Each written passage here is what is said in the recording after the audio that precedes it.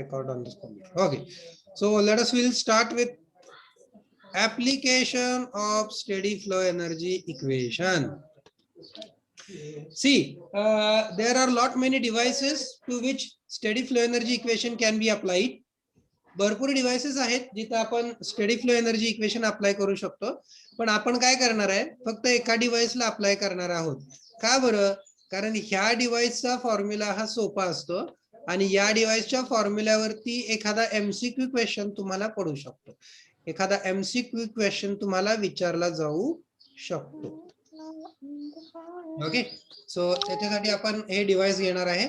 So can you guys tell me which is this device? Just wait and then you tell.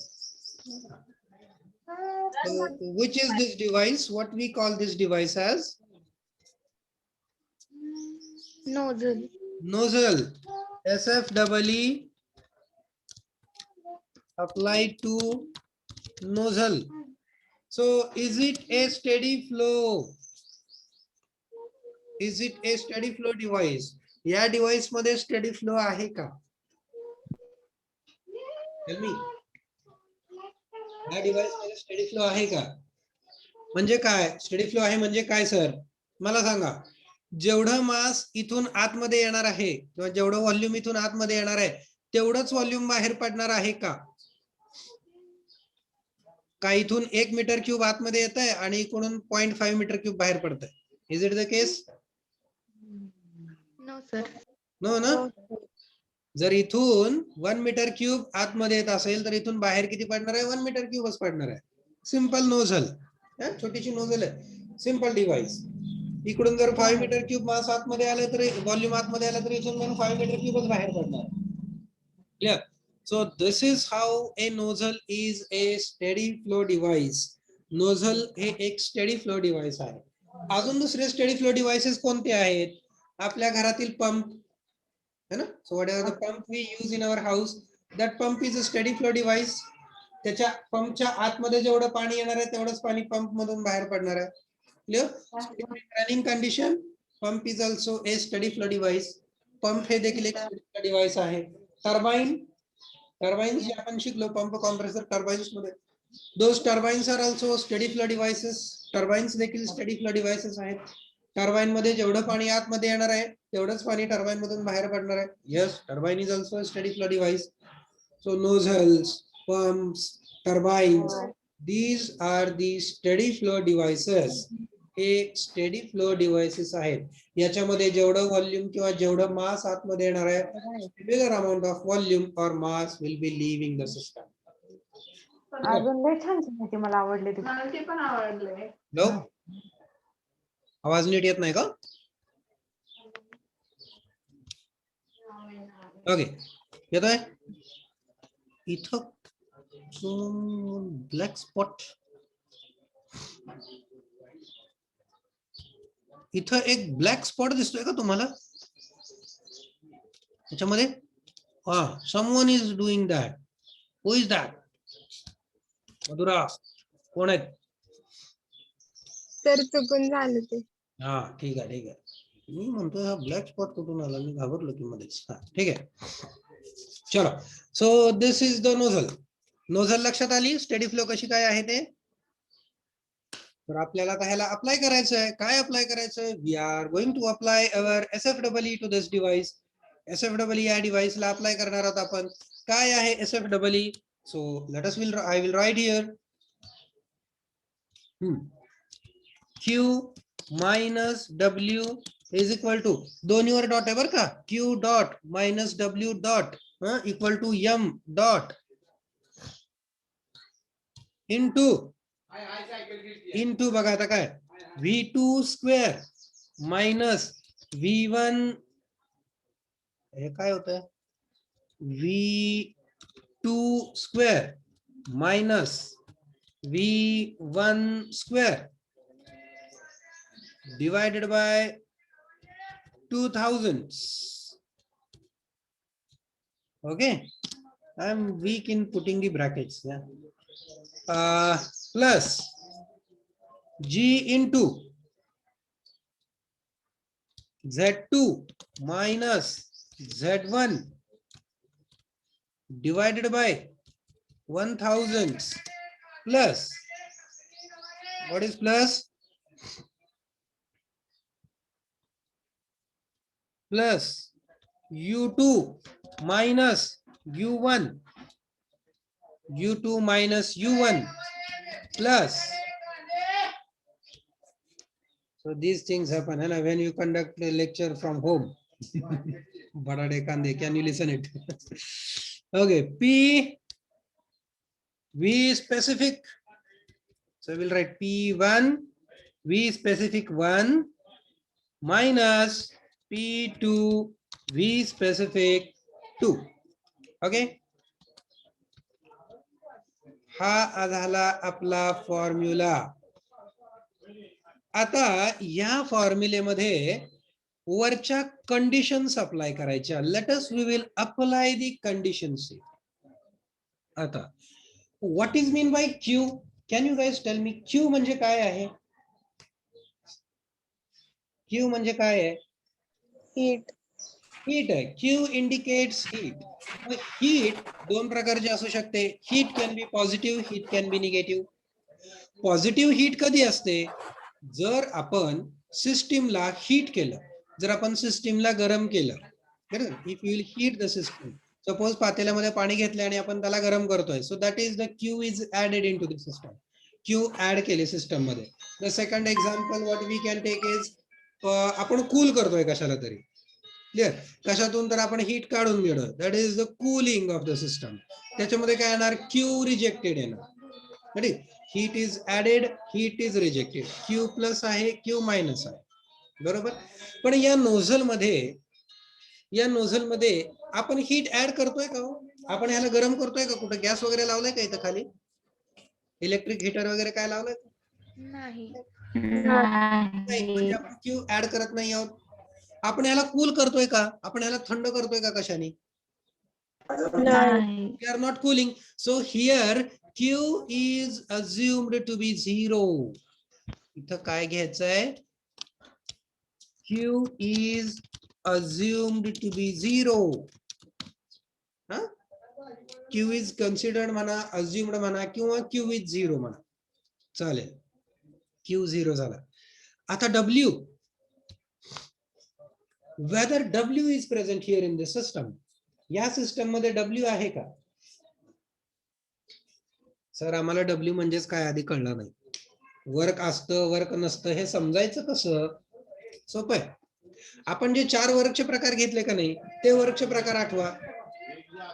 पहिला होता piston cylinder. तसं इथं काय आहे का पिस्टन सिलेंडर सारखं? नाहीये, बरोबर. दुसरा वर्क आठवा, पॅडल व्हील. पॅडल व्हील सारखं इथं काय आहे का? नाहीये. पॅडल व्हील सारखं पण इथं काही नाहीये. सोडून द्या, संपला विषय. क्लिअर.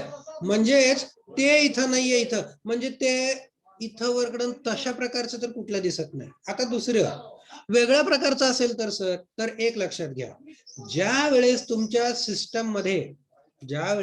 सिस्टम मध्ये जर कुठले पार्ट्स मूव्ह होत असतील, कुठले पार्ट्स डिस्प्लेस होत असतील, I am not talking about working substance नाही, दुसरे पार्ट्स, सिस्टमचे पार्ट्स, जसं की पिस्टन सिलेंडर मध्ये पिस्टन मूव्ह होत होता, पॅडल व्हील मध्ये पॅडल व्हील होत होता, पॅडल रोटेट होत होता, आतमधला व्हील रोटेट होत होता, है ना. तसं सिस्टीमचे जर कुठले एलिमेंट्स मूव्ह होत असतील, रोटेट होत असतील, तर म्हणायचं वर्क इज प्रेझेंट. याच्यामध्ये कुठलाच एलिमेंट मूव्ह होत नाही, कारण हे फक्त एक सिम्पली पाईप आहे. It is simply A pipe. Get it. त्याच्यामुळं ह्या पाईपला वर्क नाहीये, आपण असं म्हणायचं. म्हणजे काय? We are not supplying the work, also we are not taking out the work. म्हणजे ह्या सिस्टम मधून आपण वर्क काढून पण घेत नाही, किंवा ह्या सिस्टीम मध्ये आपण वर्क ऍड पण करत नाही. त्याच्यामुळं W is assumed to be 0. या सिस्टम मध्ये W देखील 0 अज्युम केलाय. पहिलं assumption, the first assumption what we did is Q is 0. The second assumption what we did is W is 0. Okay, Q 0 झाला, W 0 झाला. Now third, मास 0 आहे का? Mass flow 0 आहे? मास फ्लो 0 आहे का?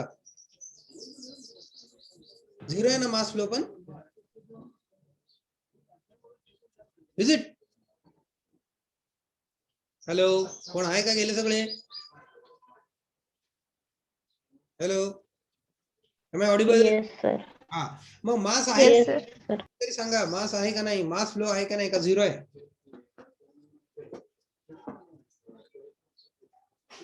Always remember, this is the steady flow system. ह्या system मध्ये mass flow जर 0 झाला तर ती सिस्टम क्लोज्ड होईल. सोपं आहे. जर मास फ्लो झाला नाही, मास जर 0 झालं तर सिस्टम क्लोज होईल. आपली स्टेडी फ्लो सिस्टम राहणारच नाही. So as our system is steady flow, आपली सिस्टम स्टेडी फ्लो आहे, त्याच्यामुळे ह्याच्यामध्ये मास 0 होत नसतं. ओके, ठीक आहे. Next term velocity. V2 म्हणजे काय आहे? V2 म्हणजे व्हेलॉसिटी ऍट एक्झिट, म्हणजेच इथून बाहेर पडताना जी व्हेलॉसिटी असणार आहे, इथली जी काही व्हेलॉसिटी असेल वॉटरची, दिस इज व्हेलॉसिटी टू V2. आणि इथं एंट्रन्सला जी व्हेलॉसिटी आहे, एंट्रन्सला, ती आहे V1. मग मला सांगा, इथं V1 इक्वल टू V2 असेल का वेगवेगळं असेल? Whether V1 will be equal to V2? Yes sir. वेगवेगळं असेल सर. वेगवेगळं, different. It must be different. Why different, sir? Because we have studied nozzle is used to increase the kinetic energy of water. आपण म्हणतानाच म्हटलोय, काय म्हणलोय आपण? Nozzle हे kinetic energy वाढवायसाठी असतं. Kinetic energy वाढवायची म्हणजे काय? व्हेलॉसिटी वाढवायची. म्हणजे it is but natural V2 will be more than V1. Getting it? So म्हणजे V2 इक्वल टू V1 नाहीये, म्हणजे ही term means this term will not be 0. ही टर्म 0 नाही, non 0. Now consider next Z2 minus Z1. What about Z2 minus Z1? ही टर्म काय असेल? 0. This is the ground. ही ग्राउंड आहे. आता मला तुम्ही सांगा, Z1 आणि Z2 कुठं मेजर करणार तुम्ही? You will measure Z1 and Z2 at center of this nozzle.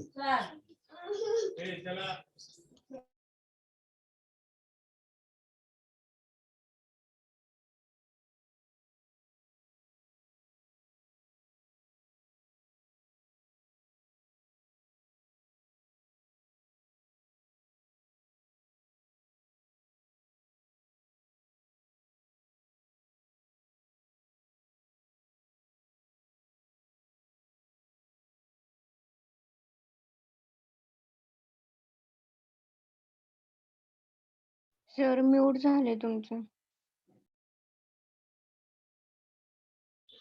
हा, ओके. तर बघा इथं काय काय, हे असेल Z2, हे असेल Z1. Getting it? So we will consider at centre, है ना? Will consider at centre of nozzle. Z1 आणि Z2 कुठं मोजायचं? At centre of nozzle. आणि आपण काय लिहायचं? For a horizontal nozzle, for a horizontal nozzle, Z1 equal to Z2. Clear? So majority problems मध्ये they will simply write a horizontal nozzle.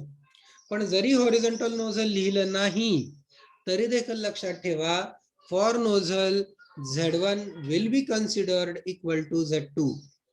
Z1 हा Z2 एवढाच कन्सिडर केला जातो, because nozzle is majoritarily used in the horizontal posture only, and if at all it is used in vertical posture, then also as the nozzle length is very small, the Z1 is nearly equal to Z2. जरी तो vertical पकडला तरी देखील नोझलची लेंथच छोटी असते. त्याच्यामुळं Z2 equal to Z1च असतो साधारण जवळजवळ. इथं Z1 is equal to Z2, Z1 हा Z2 झाला म्हणून हा झाला इक्वल टू, अरे हा नाही, हा झाला इक्वल टू 0. काय काय 0 केलं? Q 0 केला, W 0 केला आणि पोटेन्शियल एनर्जी चेंज पण 0 केला. क्लिअर? हे झाले आपले assumptions. Now let us we will go ahead with further part of derivation. आता I will write. So 0 minus, अरे 0 कुठे गेला? 0 minus 0 is equal to m into bracket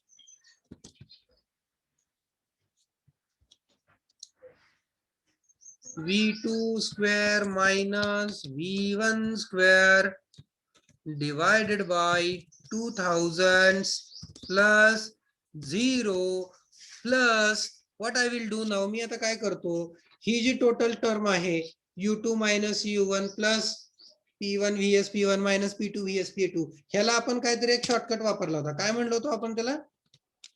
enthalpy. H2 minus H1. बरोबर का? So we called it H2 minus H1.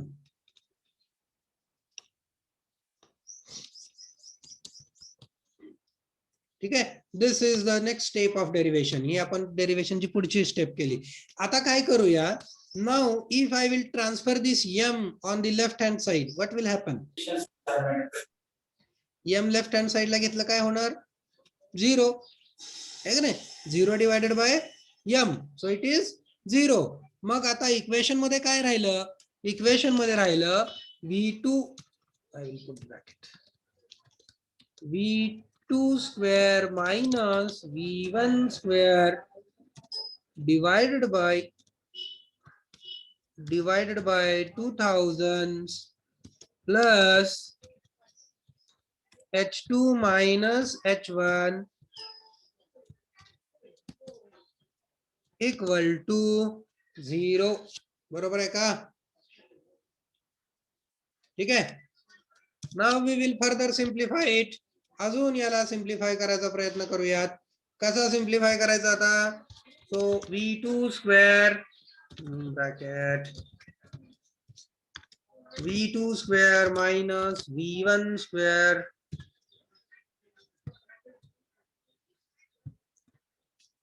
divided by 2000 is equal to H1 minus H2. Is it okay? Yes, sir.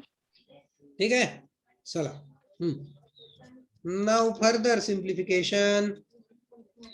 अरे कुठे गेला?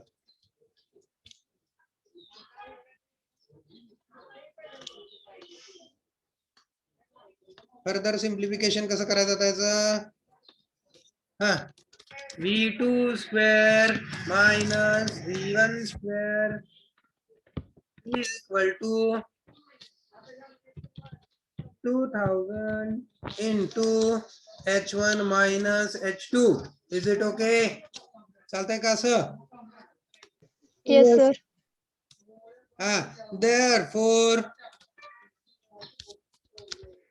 V2 square is equal to काय होणार? 2000 into H1 minus H2 पुढं Plus V1 square. V1 square. ठीक है का?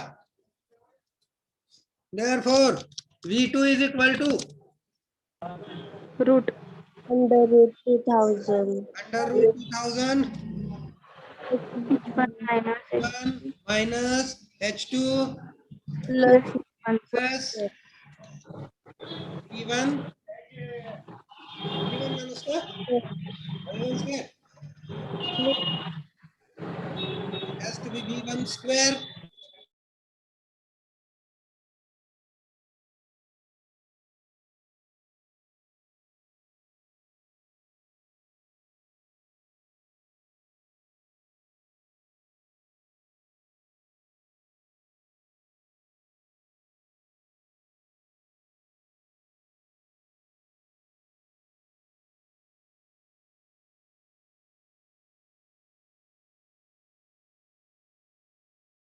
हा बरोबर आहे का formula?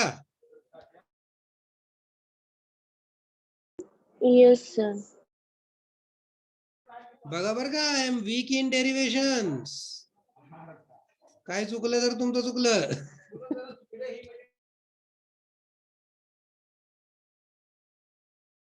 Just check it once. Is it correct? सगळे बघा. तर या प्रॉब्लेम मध्ये काय होणार, परीक्षेमध्ये काय होणार, in exam what they will do, they will give you H1, H2, V1, they will ask you to find V2. Clear? And one more addition, if अजून एक अजम्पशन असते बरं का याच्यामध्ये. So we are dealing with classical thermodynamics, so number of assumptions are more. If V1 is too small as compared to V2, जर V1 हे V2 पेक्षा खूप खूप खूप खूप कमी असेल तर काय करायचं, assume V1 equal to 0. Sir असं का सांगताय, तर लक्षात घ्या, समटाइम्स इन प्रॉब्लेम्स, काही वेळेला प्रॉब्लेम्स मध्ये ते V1 ची व्हॅल्यू देत नाहीत.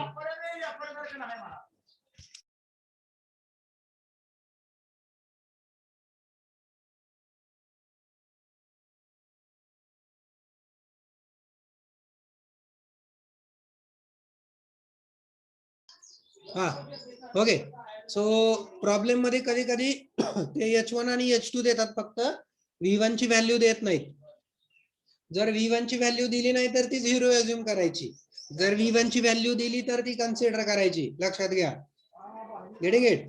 So for nozzle, if at all they will give the value of V1, you need to consider this formula. If they will not give the value of V1, जर त्यांनी V1 ची value दिली नाही तर काय formula consider करणार तुम्ही? Then you will consider only this formula. V2 is equal to under root 2000 into H1 minus H2. Only this will be the formula. Clear? So they will give you the two enthalpies, they will give value of H1, they will give value of H2, and they will ask you to find the value of V2. Okay? So now you guys will tell me, आता तुम्ही मला सांगणार इथं काय सांगणार, what is the unit of V1? V1 is in, सांगा कशात असेल V1? V1 is in metre cube, बरोबर आहे का? Correct, very correct. असं चला काय म्हणाल तर म्हणा. H1 is in, H1 कशात आहे? किलो जूल्स, बरोबर का? H2 is in kilo joules, बरोबर आहे का?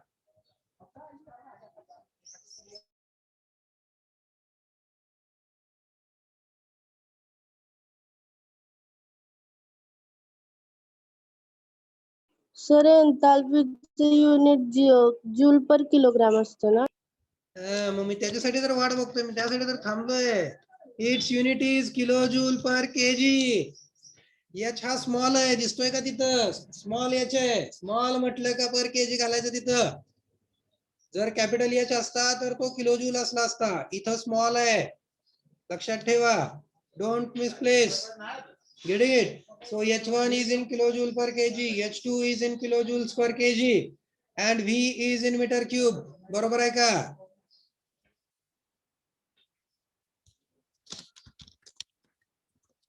अरे अरे अरे अरे अरे रे, कोणाचंही लक्ष नाही रे, झोपलेत सगळे. अरे हा V व्हेलॉसिटी आहे, हा V मीटर पर सेकंड मध्ये असतो. आपण व्हॉल्यूमला काय लिहिलंय बाळानो? व्हॉल्यूमला आपण VSP लिहिलंय, V स्पेसिफिक लिहिलंय. Getting it? That VSP will be in meter cubes per kg. VSP metre cube per KG मध्ये असतो. हा V कुठला आहे बघा इथं जरा व्यवस्थित. Can you see this? So V2 square minus V1 square by 2000. It is the kinetic energy formula. हा कायनेटिक एनर्जीचा फॉर्म्युला आहे. मग कायनेटिक एनर्जी मधला V काय असतो? कायनेटिक एनर्जी मधला V हा व्हेलॉसिटी असतो. क्लिअर? आणि व्हेलॉसिटीचं युनिट हे मीटर पर सेकंद असतं.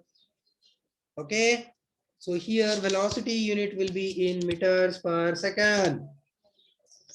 लक्ष द्या, तुमची MCQ एक्झाम प्रॉक्टर्ड असणार आहे. आपल्या गुगल फॉर्म वर झाली तशी नसणार आहे, किंवा गेल्या वर्षी झाली तशी नसणार आहे. तुमची झालीच नाही अजून, तुमची पहिलीच वेळ आहे. Clear? So it is going to be a proctored exam. याच्यामध्ये तुम्हाला काय कुठूनही कॉप्या करायला चान्स नाहीये, लक्षात घ्या. पास व्हायचं असेल, चांगले मार्क्स मिळवायचे असतील तर अभ्यास करावा लागणार आहे, लक्ष द्यावं लागणार आहे. आणि मला नाही वाटत याच्यामध्ये जे आता आपण डिस्कस केलं याच्यात काही अवघड आहे. Getting it? I don't feel so. याच्यामध्ये काही अवघड असेल असं मला वाटत नाही. And if you are missing on such a small fronts, then what you guys are doing in mathematics and applied? So I am worried. Clear? मला भीती वाटायला लागली तुमची. आता तुम्ही काय करणार काय की? This is approach for BME, and what is the case with applied and mathematics then? You guys are not able to tell the unit of velocity, and only single candidate told me about unit of enthalpy. फक्त एका विद्यार्थ्यांनी एन्थाल्पीचे unit सांगितलं. This should not be the approach. Clear?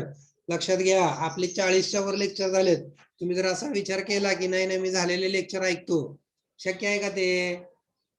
नाही, you cannot listen to 40 lectures. It is not possible. Clear? तर त्या भरोशावर असेल तर ते चुकीचं आहे. You need to study on your own. तुम्हाला स्वतःला अभ्यास करायचा आहे. So don't be under wrong impressions. Okay, आहेत का?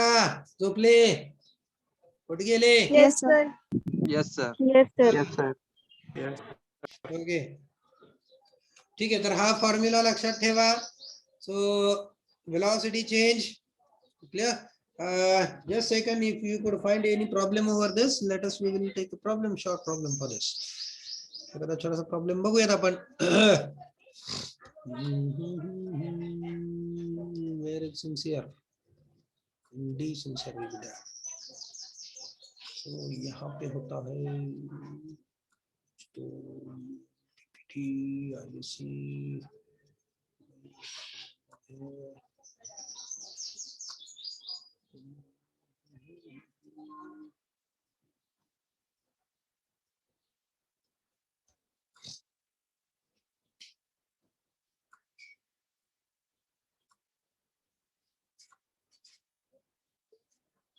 it is here.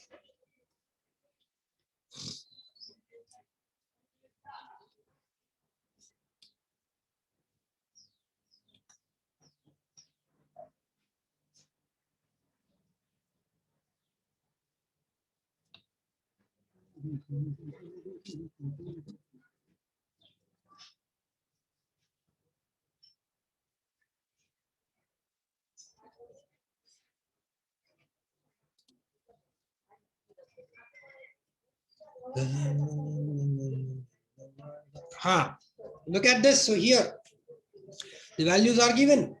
Look at this. A nozzle is used to increase the velocity of steam. Steam ची velocity वाढवण्यासाठी nozzle वापरली आहे. The enthalpy and हा कुठला प्रॉब्लेम वाचतोय लक्षात यायला पाहिजे तुम्हाला. हा 1.3.4. This problem we are discussing. Okay, so हा प्रॉब्लेम आपण डिस्कस करतो. ह्या पूर्ण प्रॉब्लेम आपण घेणार नाही आहोत, because this is, you can see it is 7 mark or 5 mark question. Now it will not be asked for 5 or 7, but it can be asked for 1 mark. How it is asked, that we are going to discuss now. A nozzle is used for increasing the velocity of steam. The enthalpy, look at the word, the enthalpy and velocity of steam. Enthalpy and velocity दिली आहे steam ची. कुठली दिली आहे? Entering the nozzle. Nozzle मध्ये enter करताना किती आहे ती? 2750 kilo joule per KG. and 50 meter per second. 50 meter per second is velocity and 2750 kilojoule per kg. Look at the unit. Is it matching our requirement? या दोन्ही आपल्या रिक्वायरमेंटला match आहेत का? Yes, these two are matching our requirements. The enthalpy at exit of nozzle is 2600 kilojoules per kg. Enthalpy exit ची किती आहे? 2600 kilojoules per kg आहे. Get it? ती exit ची enthalpy आहे. Unit बघा kilojoule per kg. Yes, it is also our required unit. No problem, then we can take this problem.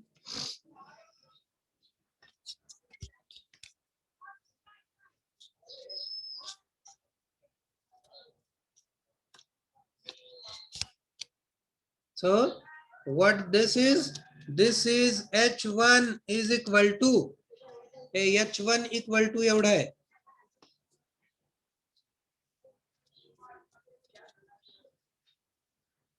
And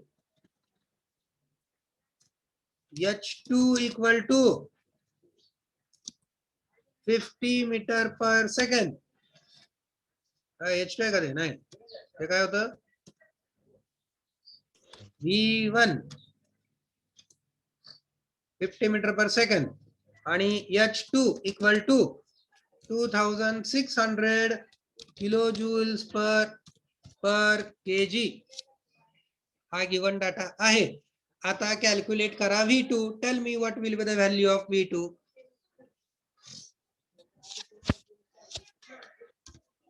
V2 equal to कसं करणार तुम्ही? 2000 into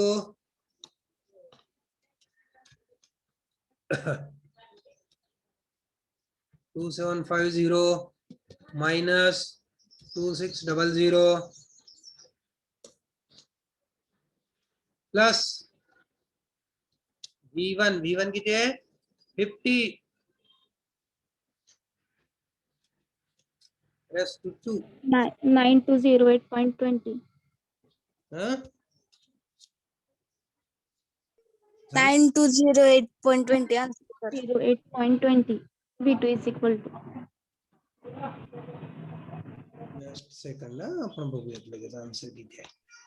बघा हे असं करायचं तुम्हाला याचं, आणि याचं आन्सर इथं लिहिलेलं आहे. V2 should be 550 metre per second.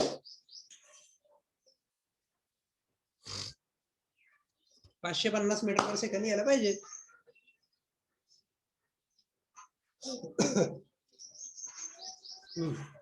सोपं आहे बघा. आला सर. आला का? Yes, Yes, sir. sir. हा.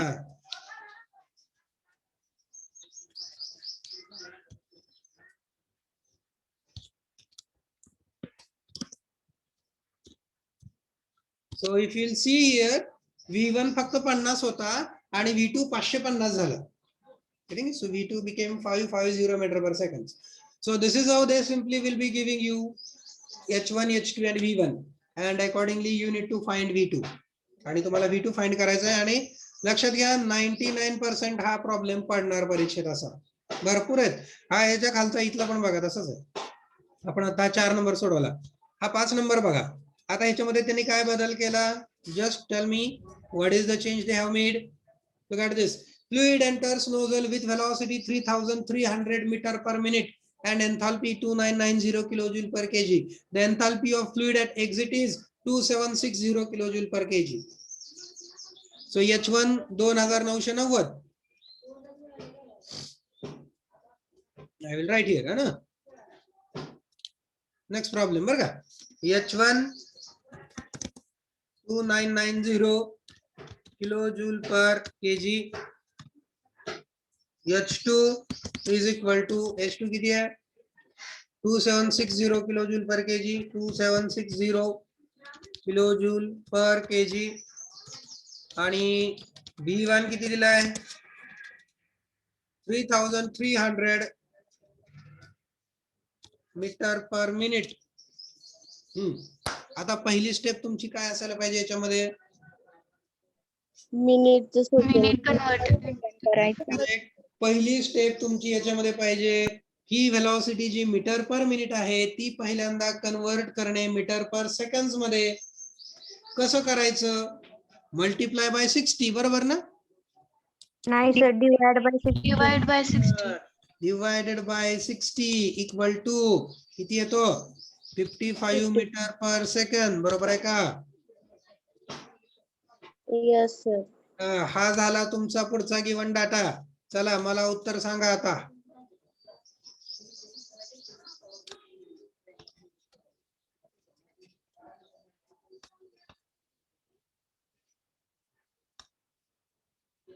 H1 दिलाय, H2 दिलाय, V1 दिलाय. सांगा उत्तर.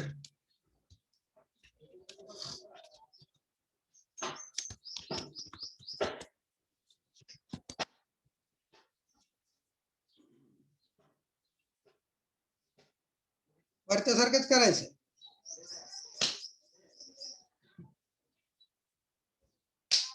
Anyone?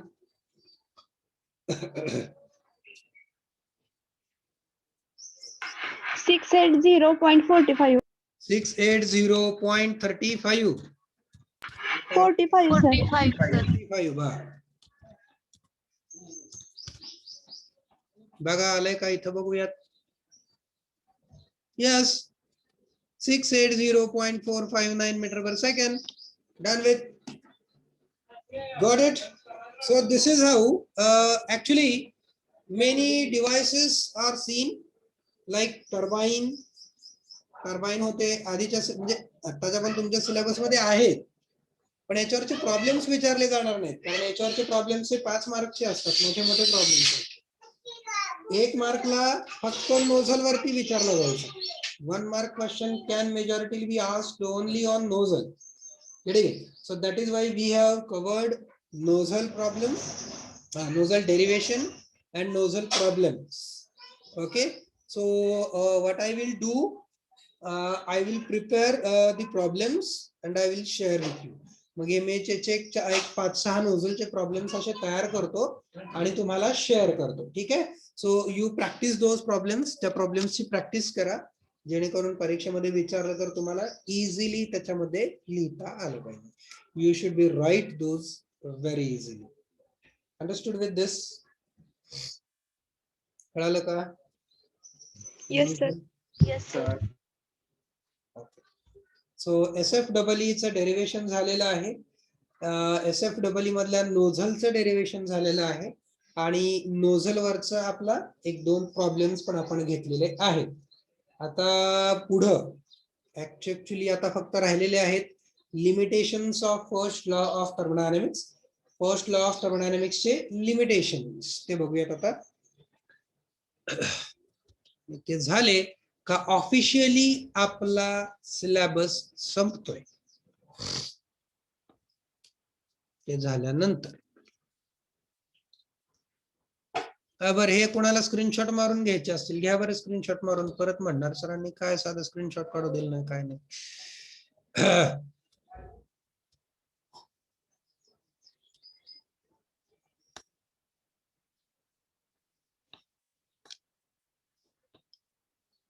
घेतला का?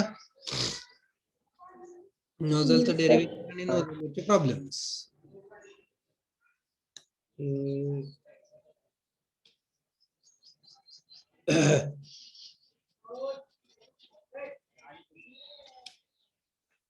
प्रॉब्लेम्स. ठीक. ओके.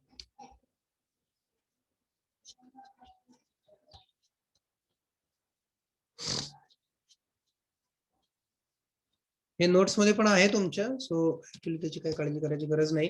बट काय असतं लक्षात घ्या, नोट्स मध्ये थोडस कधी कधी बुक मध्ये थोडस डिफिकल्ट मध्ये असतं डेरिव्हेशन वगैरे. ओके, तुम्हाला फक्त लक्षात काय ठेवायचं डोक्यात घ्या, युनिट्स फार महत्वाचे आहेत. युनिट्स मध्ये फक्त गडबड करू नका, काही प्रॉब्लेम येणार नाही. You will not face any problem. Okay, so let us we will begin with limitations of first law.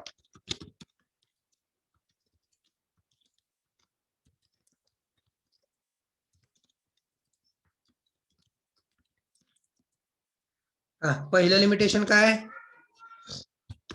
It is just a law of conservation of energy. हा फक्त एक law of conservation of energy आहे. म्हणजे काय काय अडचण आहे त्याच्यामध्ये मग सर? ठीक आहे ना, हा फक्त law of conservation of energy आहे, पण काय म्हटलं जातं की ह्याला युनिव्हर्सल लॉ म्हटलं जातं. ठीक आहे, ह्याला ऍक्च्युली काय म्हटलं जातं? युनिव्हर्सल लॉ म्हटलं जातं. But it is not a universal law, it is just a law of conservation of energy. हा फक्त एक law of conservation of energy आहे. It doesn't give the direction of flow of energy. हा energy फ्लोची direction सांगत नाही. बरोबर आहे का? तुम्ही मला सांगा, एनर्जी कुठून कुठे जाते? एनर्जी कुठून कुठे जाते? फास्ट. एनर्जी फ्लोची डायरेक्शन कशी असते? एनर्जी कुठून कुठे फ्लो होते? High concentration to low concentration. बरोबर. Energy always flow from higher concentration level to lower concentration level. जिथे जास्त एनर्जी आहे तिथून ती जिथे कमी एनर्जी आहे त्या भागाकडे फ्लो होते. पण हे फर्स्ट लॉ सांगतो का? नाही सांगत. First law doesn't give us the direction of flow of energy. ही कोण देतो? Second law gives.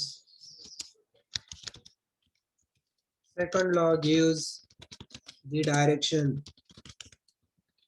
Of energy flow. Second law मध्ये एनर्जी फ्लोची डायरेक्शन दिलेली आहे. ओके, आणि तुमच्या एक्स्ट्रा माहितीसाठी सांगतो, क्लॉसियस स्टेटमेंट. सेकंड लॉज आपल्या सिलेबसला नाही येत, पण की तुम्हाला माहित असावं म्हणून मी इथं ते लिहिलेलं आहे. सेकंड लॉचे दोन स्टेटमेंट्स आहेत. एक आहे केल्विन प्लांक स्टेटमेंट आणि दुसरं आहे क्लॉसियस स्टेटमेंट. मग त्यातला क्लॉसियस स्टेटमेंट काय करतं? तर क्लॉसियस स्टेटमेंट हे आपल्याला डायरेक्शन ऑफ एनर्जी फ्लो देतं. Yes, so second law statement gives us the direction of energy flow. Clausius statement. Okay, so now third one, it is the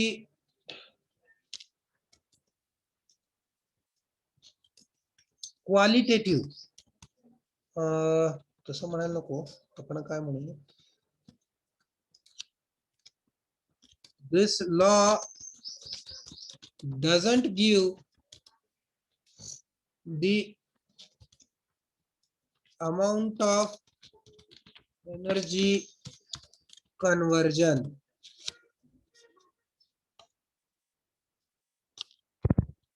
It only tells that energy can be converted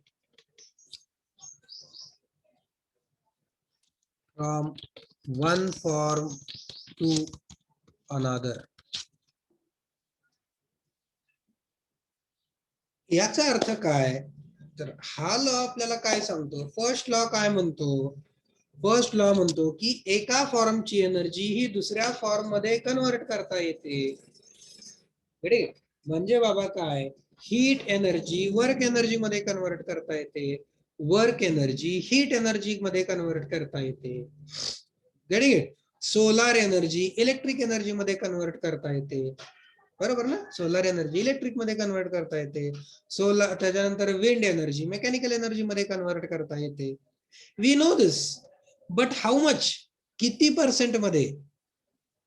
म्हणजे बाबा असं म्हणायचंय मला की 100% heat 100% work मध्ये convert करता येते का?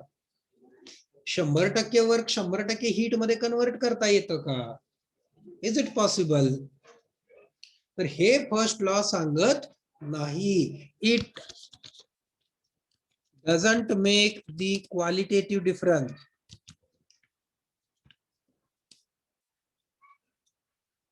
Qualitative difference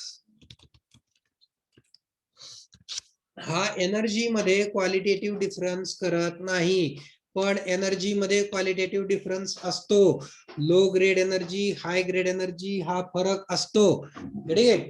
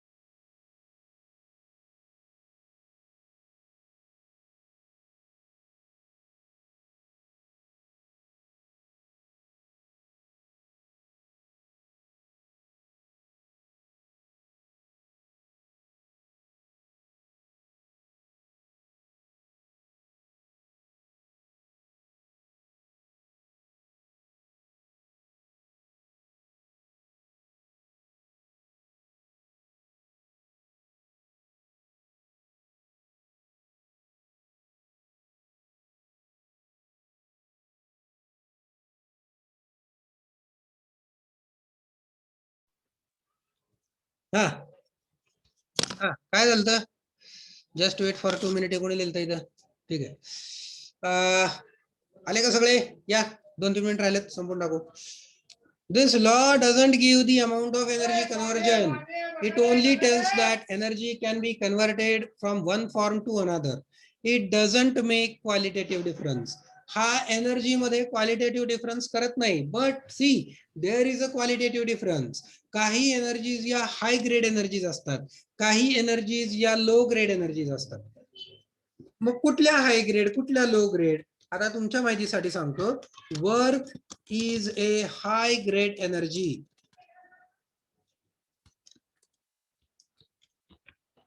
and heat is a low grade energy. हे एमसीक्यू साठी महत्वाचं आहे. का बरं? ग्रेड कशावरून ठरवली सर तुम्ही? तर बघा, work can be 100% converted into heat. Work हे 100% हीट मध्ये कन्वर्ट करता येतं. But heat cannot be converted 100% into work. पण हीट ही 100% वर्क मध्ये कन्वर्ट करता येत नाही. Clear?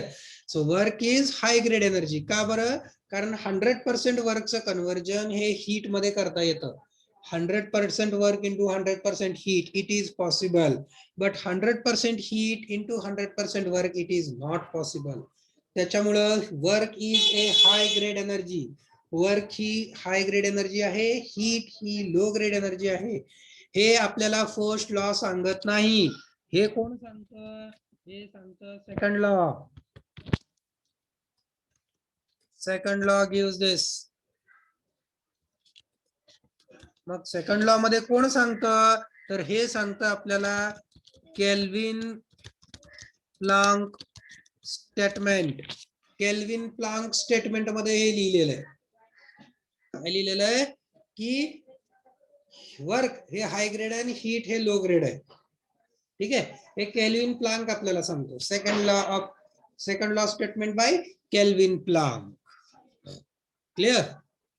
So these are the 3 limitations which we have seen. हे 3 लिमिटेशन्स आहेत, लक्षात ठेवा. तुमच्या नोट्स मध्ये हे व्यवस्थित लिहिलेले आहेत. नोट्स मधलेच पाठ करायचे. आता हे मी तुम्हाला का देतोय आणि ह्याचा स्क्रीनशॉट पण काढून घ्या. का म्हणतोय, कारण ह्याच्यामध्ये 2 MCQ महत्वाचे आहेत. पहिला हा इथं आहे तो. Second law gives the direction of energy flow. Clausius statement हा पहिला MCQ जो महत्वाचा आहे. एनर्जी फ्लोची डायरेक्शन कोण देतं, तर ते सेकंड लॉ देतो, क्लॉसियस स्टेटमेंट. दुसरा MCQ कोण देतो, दुसरा MCQ हा आहे. Work is high grade energy and heat is low grade energy. हे कोण सांगतं, हे सांगतं Kelvin Planck statement. Kelvin Planck statement मध्ये हे लिहिलेलं आहे. ओके, सेकंड लॉचं केल्विन प्लांकचं स्टेटमेंट. Clear with this? हे 2 MCQ महत्वाचे आहेत. हे नोट्स मध्ये नाहीत घालणार, हे लक्षात ठेवायचे तुम्हाला. ओके, नोट्स मध्ये ते लिमिटेशन्स व्यवस्थित लिहिलेले आहे. ते वाक्यरचना वगैरे तिथली व्यवस्थित पाठ करायची, छानसं पाठ करून व्यवस्थित लिहायचं. पण MCQ हे महत्वाचे आहेत. हा वरचा एक आणि हा खालचा एक, हे तुम्हाला नोट्स मध्ये नाही भेटणार. So that is why you need to remember this. Clear with this? Okay, ठीक आहे. So we will stop here. End of the lecture now. It's more than 12 noon. Thank you. Have a nice day. Actually, मला आता आठवलं, मी आत्ताच्या लेक्चरला applied mechanic शिकवणार होतो. ठीक आहे. So tomorrow definitely we will cover that one chapter from applied mechanics. Okay. Thank you.